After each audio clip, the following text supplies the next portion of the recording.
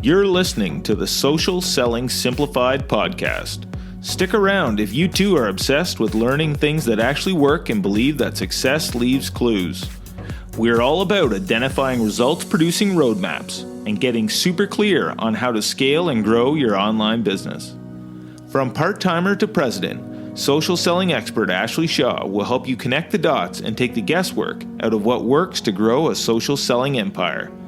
It's time to hear from social selling legends, listen in on truthful conversations, and learn the best tips and tricks to reduce the marketing overwhelm so you can build the social selling business of your dreams. If you're ready to go all in, no holding back, and build the business you've always wanted, you're in the right place. Here's your host, educator, social selling guru, and fitness industry OG, Ashley Shaw. Welcome to Social Selling Simplified. I'm your host, Ashley Shaw, and I am coming to you live from Brookside, Nova Scotia. I am in my brand new she shed, which is basically an office that my husband was able to transform. It used to be a boathouse, and he has spray painted it. He's got me all set up with a standing desk. And I'm feeling pretty fortunate right now to be coming to you guys live from our house that we have on the lake here.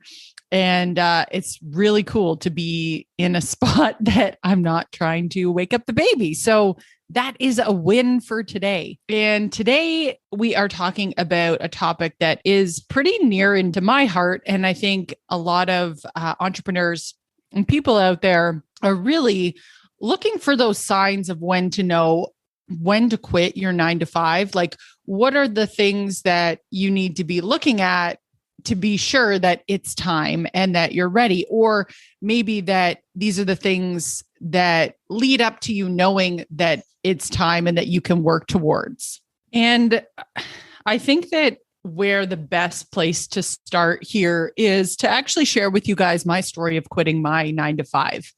So I worked in the corporate world probably a total of 15 years, and I worked my way up from part-timer at the gym to president of a fitness company that I was running on Vancouver Island.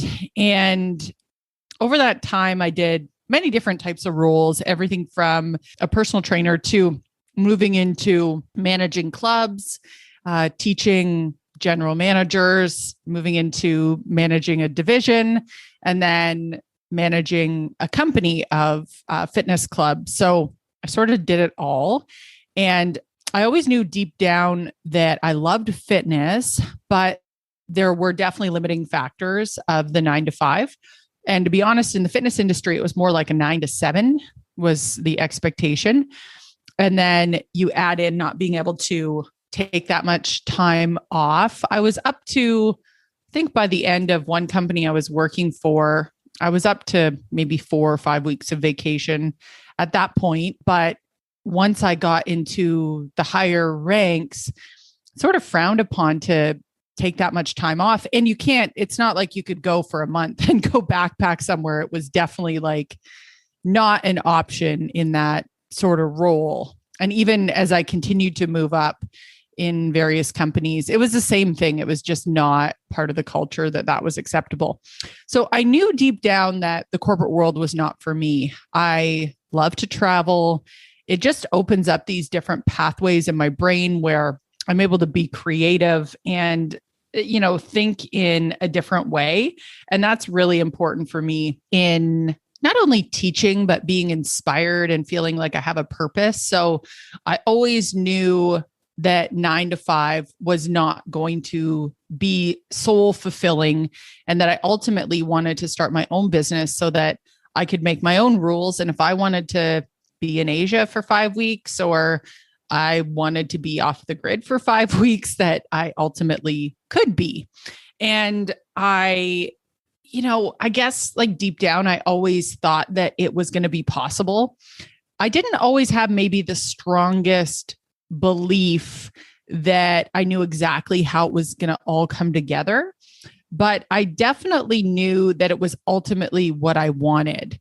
But the confidence in how to make it happen was definitely lacking at times, because I know exactly the day that that confidence kicked in and the difference it was from how I had been feeling before. So the story of how I left my 9 to 5 is really one that starts about 4.5 years ago. I was on Vancouver Island and I was working as the president of a fitness company there. Bill was in Ontario at that time. I had taken a job out west, and the goal was that he was eventually going to be able to join me out there. But jobs in the oil and gas industry were just hard to come by out there. And so he was just coming out every 4 to 5 weeks. And we did this for about 2.5 years, I guess. It was, about 2.5 years. So it was definitely challenging at times, but I also found it recharging in a way to have that space to really figure out who I was again. Bill and I have been together for 16 years. So, and when you're with somebody for that period of time, you grow and you evolve. And I think I had forgotten what I like to do and what my loves were and what brought me joy. And I think that when you lose that spark from yourself, the other person can't just fulfill that for you. Like your happiness is on you. And when I moved out west, it was like all these things in my brain started connecting again with, loving to hike and loving the mountains and loving to exercise outside. And it was just like my soul kind of came alive again in a different way, not because I was unhappy in the sense of, I had a great life. But it was more so I had lost my connection to what I was outside of work. And that is like a part of my, a part of myself had sort of been pushed away, and like everything went into work for me. So it was a bit of a soul awakening experience, I would say, to all of a sudden it was like just about me and figuring out what I wanted to do. And, all my days were about me. There was no one else that I could rely on to make me happy. So it was I'm so blessed that my husband was like, yeah, go out west. Like, I'll come out, I'll try to find work out there. And, I'm so blessed. Like, I know that was a big ask and there was no hesitation whatsoever on his part. So when I was out there, I moved around a little bit, started off in Vancouver, worked for a company there. And then I knew that I wanted to do more. I had gone out there with the opportunity, this illusion that I wanted to move higher up in the company because I thought I'd have more freedom and, be able to be creative and, all these things I sort of told myself about. This is what happens when you get to move up and, you make more money and all these things. And so I eventually ended up on the island, president of a fitness company there. And I had this dream in the middle of the night. And it was one of those things that I can only describe as like, I opened my eyes and I was like, holy smokes, I know what I'm meant to be doing. And that sounds pretty dramatic, but here's the thing. I had been working with a business coach for the previous 2 years. That's really how I had landed this job, as I had been doing so much, I think, internal work, really understanding how to skill myself up for that next level, doing a lot of work on that. But we also did a lot of like purpose work. And really, I may be the only one asking this question. Sometimes I feel like that, like, what is my soul's purpose? What am I meant to be doing? I know my mom would always say to me, like, I just don't think that deeply about things. And so I've sometimes felt a little bit like I don't know, maybe I ask really tough questions and there is no right or wrong answer, but it really makes a difference to me that I'm in alignment with those things. So I've been doing a lot of work there and trying to understand what is it that I wanted to help people with. And I just kept coming back to this idea that I wanted to help lift other women up. Like I remember learning or teaching something. And when those like pathways started connecting for people, those dots started connecting, and I could see that look in their eyes, like, holy smokes, I totally get this. Like, it made me feel like there is nothing better than that feeling of teaching something and helping someone walk away less overwhelmed than when they showed up. And so when I had this dream, it's like everything I had been thinking about, like, presented itself as this opportunity of what I should be doing. And so it was the Fitness Leader Institute is what I woke up sort of saying. And it was this idea that I could bring together all these leaders, because I had worked with some like incredible people in the training department and various companies throughout my career.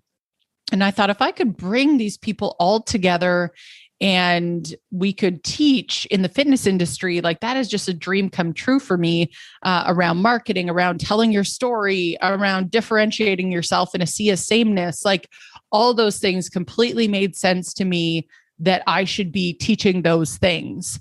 And when I woke up from that dream, which was at 3 a.m, it was in late October, I just I couldn't get it out of my head. Like, I knew from that moment forward exactly what I needed to be doing. And I'm woo, like, I'm out there. I'm not like out there as in like I have crystals in every room. I have crystals in some rooms. So that's like the differentiation here we're talking about. Like, I am woo though. Like, I do love like looking for signs in the universe. Like the other day, it's a bit of a tangent, but it ties into the story. Like, I have been like racking my body and my meditations, and for a sign I'm on the right path. Like, I want to see things manifest itself. And the last 2 weeks, I've probably seen like 6 bunnies, which is not typical of the area that I'm in. Like, I've never seen a bunny, like, especially like 2 in one day in this area that I'm in. And I've been asking the universe for a sign that we're on the right path. And lo and behold, I check and see what the symbolism is of a bunny. And it is all about abundance and prosperity. And it's like, okay, universe, like, you win again. Like, that's my level of woo. Like, I totally trust that when you ask the universe for something, it will deliver to you. So this is, I wake up from this dream and I'm like, holy smokes, like, I know what my purpose is. I know what I need to be doing. So I start working on this idea I have and talking to this girl who's, a really good friend of mine. Like, and our relationship has really more so developed over the past 4 years. Like, we went to high school together. She was a couple of years older than me, but we always like our fathers were friends. And so like we'd always been acquaintances and knew of each other. But I started really chatting to her about like, what do your coaches need? And, how do I, what do they need and how can I help? And I kept like racking that question over and over again. And she really helped piece together, like, this is what's missing for the coaches I work with. And this is what they need. They're lacking this confidence here. And it really laid a blueprint for me of what I could deliver in a course that I could help them. So I knew that I was going to quit my job at the fitness company. After having that dream, like I knew obviously like I wanted to get back to Ontario where Bill was. Like I knew all those pieces had to come together, but this just made it so clear that every day when I was working towards something, that's what I'm working towards, is being able to get this business up and running, and then I can go home. And so I just, morning and night was working towards putting these pieces together, building my courses, recording videos, talking to coaches, started a Facebook group, did my first little launch, and I was just practicing and being okay with making mistakes. Like I was just happy to get on the phone with my ideal customers. Like that, the only way to describe it is that it made me feel like it was so possible that I could do this full time and that there would be enough money to make that happen, like that I wouldn't have to find a job. Like I could see it, how it could all come together. So it was probably about, I'm going to say 7 months later that I got a call, and I was in Ontario visiting Bill at the time. And the call was that the company I was working for was shutting its doors.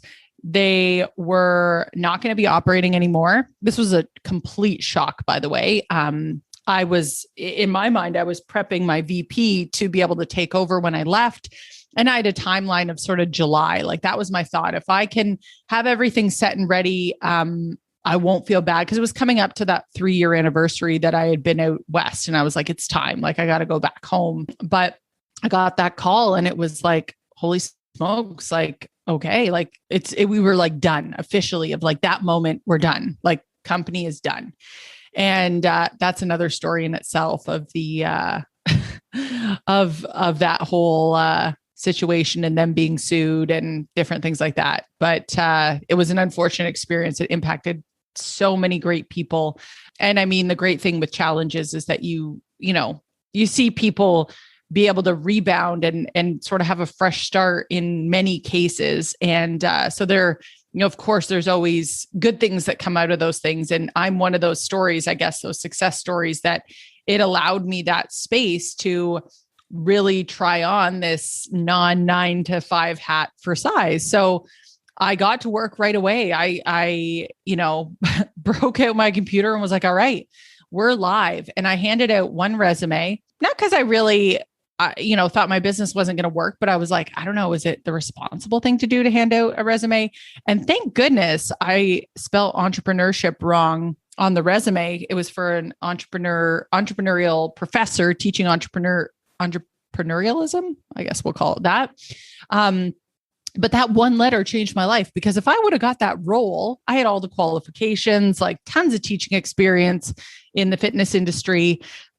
Like I might not have pursued it full force like I did, but I was in it. Like there was no way that I was not going to succeed at this. And I think that what ultimately gave me that sign that I obviously didn't quit my 9 to 5, but I didn't go out and find another job until I was ready to start my 9 to 5, but there was no option B. And I think that that's the biggest difference for the people that are going to be super successful with whatever entrepreneurial pursuit they get into, and those that are going to flounder. Because, you think about it, like anytime we get on a workout program, the people that are like, I know for myself, when I was doing the 75 hard, it was like, no, I'm not going to get in my second, walk or workout for the day. Like I committed to this. I am in. I'm not going to not drink my water. I'm not going to not, like, there's no negotiation here of what I can do and what I'm able to do and what I'm committing to versus what I'm not. And that, I think, is the difference for those people that are like, they're stuck in that, that comfort zone of the 9 to 5, or they're like, well, I'm just not ready. I'm not, like, no, the truth is you're not 100% in. Like no one is ever 100% ready, but those that actually go in and do what they need to do to be successful are just 100% in, that there's no other option. Like there is no option B. And that is ultimately like, I wasn't going to go work somewhere else. That was not part of my standard. And that's something that actually Tony Robbins talks about this, which I love, is that, we fall to our standards. So for those that, like, let's say a millionaire that loses his wealth, his or her wealth, they have a certain standard that they're accustomed to. Like, they're going to go out and make that back because they want to live at that standard. Same thing with somebody that exercises consistently. Like you're going to keep exercising at that level because that is your standard. And it's the same with running a business. Like if I become used to the fact that our business, like we do big things, like we are a 7-figure business, like you better bet I'm not going back. Like, so I think it is how we ultimately talk to ourselves. Like, what is that language that you are using with yourself? to describe your business. Like, do you see it as like, I'll try? Like, that is weak sauce. And to be honest, like, I already know the outcome of you trying. And I don't mean to be blunt, but I do at the same time.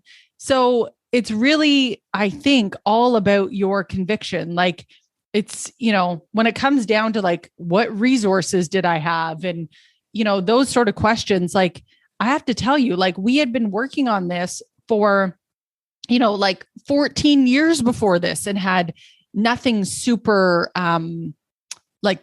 super great to write home about to say, yeah, I'm not going to go to work. Like, it took us that long because I was like, well, I'll try to make scarf videos. I'll try to sell on eBay. Like, it was a game of trying. And the difference is I went pro, and it was all about my mindset and how I switched that. So there really is no perfect time. And I think if you ask yourself, what would you be doing right now if you were running the business of your dreams? Like, how would you show up? What kind of activities would you be doing? Who would you hire? What would your business plan look like? What activities would you be focused on? You'd be selling in your business 100%. Like, there are certain things you'd be doing. You probably wouldn't be scrolling social media, looking for ideas, consuming a bunch of TikToks, waiting for people to come to you. You would take the bull by the horns and you would make it happen. And I really think that if you're looking for a sign to quit your 9-to-5, look at your conviction. Do you have an option B, or is there only plan A? And that's the only plan you need. So that is what I got for you guys. I hope this episode was helpful. This was really off the cuff. I just felt like telling you guys that story and really sharing, all of those details with you guys was really, really the way that I could best serve you on this topic. And I would love to hear where you're at with it. How do you feel your conviction is? Definitely leave a comment below. And if you love this podcast, I would love for you to give us a review. I love reading the reviews. I love to know more about the topics that we can best serve you with. So thank you guys so much for listening to Social Selling Simplified today. We'll see you next time on Social Selling Simplified. Thanks for taking the time to level up today. If you're ready to commit to personal and professional growth, move forward, make money, and grow your health and fitness business, head to my free community on Facebook, Business Bootcamp for Fitness Coaches, so I can support you every step along the way. Thank you so much for tuning in today, and we'll see you right back here next week on Social Selling Simplified.